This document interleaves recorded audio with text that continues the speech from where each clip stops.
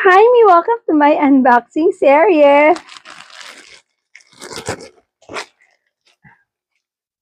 So, parang kailan ko lang in-order to mga to, just last week lang. Tapos nagdatingan na sila kagad ngayon. Grabe. Ang bibilis na mga seller. Bilis pa sa alas 4, diba?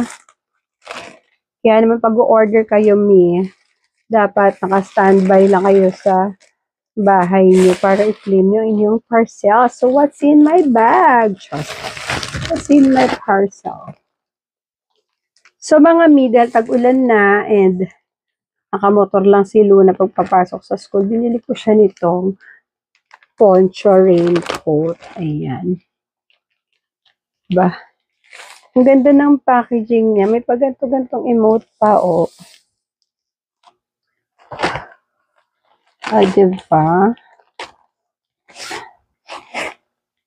So, let's see. First time kong umorder nito and may paganto pang ayan. Pang protect siguro ng ganyan pag umuulan yan. Hindi marunong na niya. Dalawa yung in-order ko, tig-isa sila ni Daddy. Uy, in fairness mga Mi, ang kapal niya.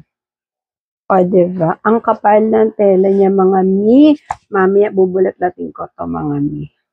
Ayan.